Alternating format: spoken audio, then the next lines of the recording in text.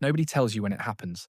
There's no warning, no dramatic speech, no grey-haired wizard tapping you on the shoulder saying, "Right then, old chap, that's enough explosive power for you." But somewhere between 35 and 45, the update rolls out. Quietly, strength regeneration, reduced, recovery speed, slower, hormone production, slightly downgraded, not enough to panic, just enough to feel different. You're still training, still trying, still pretending you're 28, but the results don't land like they used to. And here's the part most men get wrong. They blame motivation, they blame discipline, they blame being busy. No, you didn't suddenly become weak. You got nerfed. And the dangerous part, it was subtle. But that's just the beginning. You didn't suddenly become lazy, you just stopped being biologically sponsored. Let's start with the stat everyone whispers about, but pretends isn't happening. Testosterone. From around 30 onwards, levels decline roughly 1% per year. 1% doesn't sound dramatic until you stack it for 15 years. Now you're not running the same internal engine. Drive changes, recovery changes, body composition changes, and here's the uncomfortable truth. Most men don't notice the hormonal shift. They just notice they're slightly more tired, slightly softer, slightly less sharp. You used to chase ambition. Now you chase a decent night's sleep and lumbar support. But testosterone isn't some mystical masculinity juice that vanishes overnight. It responds to behavior. Sleep, strength training, body fat levels, stress management. Ignore those. You accelerate the nerf. And testosterone isn't even the biggest thing you're losing. And if you think that's depressing, wait until you meet your disappearing muscle mass. It's been ghosting you for years. Here's the one that actually hurts. You start losing muscle in your 30s. Not dramatically, not visibly, just quietly. 3 to 8% per decade if you're inactive. And muscle is your metabolic insurance policy. It keeps you lean. It keeps you insulin sensitive. It keeps you strong enough to move through life without making dramatic noises when standing up. The problem? Fat gain hides muscle loss. You don't look smaller. You look softer. It's not a dad bod. It's early retirement for your glutes. And once muscle leaves, everything becomes harder. Fat loss slows. Energy dips. Performance drops. And most men respond by doing more cardio, which is like trying to fix a leaky roof by watering the garden. But muscle loss still isn't the worst mechanic in this update. Why does leg day now feel like a minor car accident? At 25, you trained hard and bounced back in 48 hours. At 45, you train hard and your hamstrings send you a resignation letter. Protein synthesis slows with age. Anabolic sensitivity decreases. Sleep becomes fragmented. Stress lingers longer. Inflammation hangs around like an uninvited guest who won't take the hint. You don't bounce back anymore. You gently roll forward. And here's the trap. You train like you're 25, but your recovery isn't 25. So you dig a deeper hole. You don't need more intensity. You need better programming. And this is where most men completely sabotage themselves. You thought the problem was fat. No, fat's just the squatter. Muscle was the homeowner. You're not taking longer to recover. You're negotiating with inflammation. It's a difficult landlord. The nerf isn't the real problem. The stacking debuffs are. You sit more. You move less without realizing it. Neat, non-exercise movement drops naturally as you age. You don't fidget as much. You don't pace as much. You conserve energy without noticing.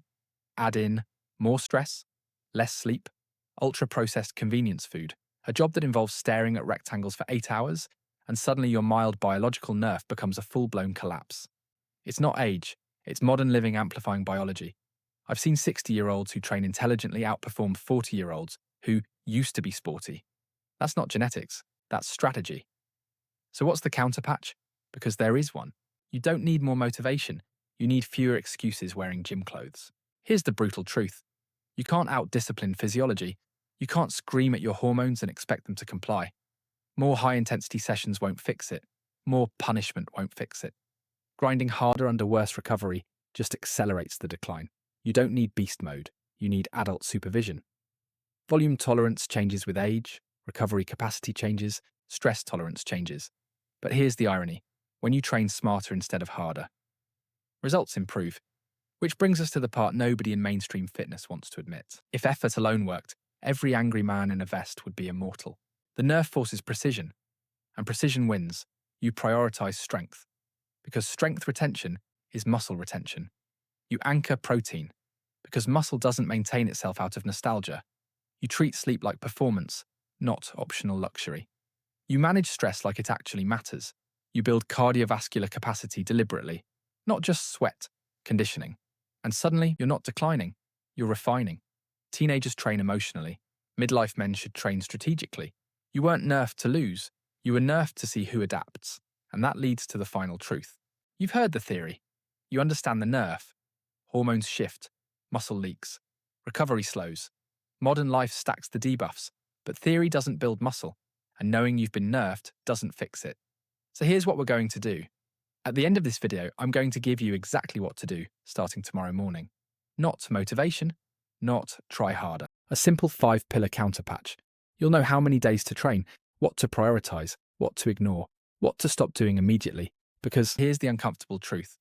Most men over 40 don't need more effort. They need better rules. And when you change the rules, everything changes. But before we lay down the blueprint, there's one final mental shift you need to make. The nerf isn't the danger. Denial is. Men who accept decline shrink into it. Men who adapt dominate their decade. Your 40s aren't the beginning of decay. They're the separation phase. The point where discipline becomes identity. And if you're still blaming age, that's not a debuff. That's user error. Read the patch notes, adjust the strategy, and play the game properly. Right, enough philosophy. Let's stop diagnosing and start fixing. The 5-pillar counterpatch, here's what you do. Pillar 1, strength is the anchor. 3 to 4 sessions per week. Not 7, not random. 3 to 4.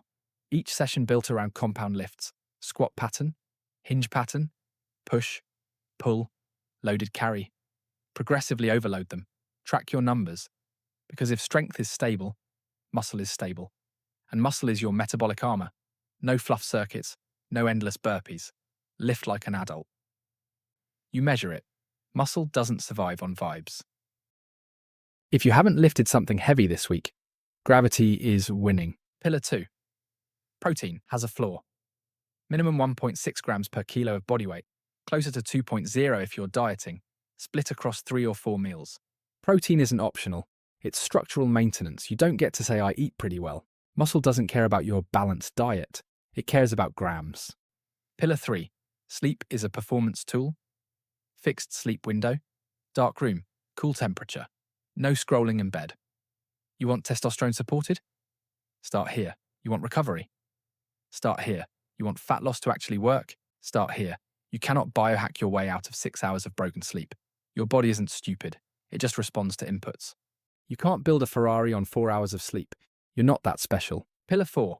Intelligent volume. Stop trying to win every session. Train hard, but leave 1 rep in reserve most of the time. Deload every 6 to 8 weeks. If progress stalls, reduce volume before increasing intensity. You're not fragile, but you're not invincible either. And pretending you are is how most men dig the hole deeper. More isn't better. Better is better. Shocking, I know. Pillar 5. Daily movement. 8 to 10,000 steps per day. Non-negotiable. 2 sessions per week of low-intensity cardio. Not gasping, not crawling. Just steady. Build the engine. Because conditioning isn't punishment. It's insurance. And that's it. No magic. No secret supplement. No dramatic overhaul.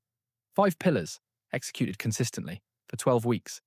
Before you even think about blaming your hormones, you weren't nerfed to lose. You were nerfed to adapt. If your watch congratulates you for 2,300 steps, it's mocking you. You weren't nerfed. You were upgraded to expert mode, and expert mode requires competence.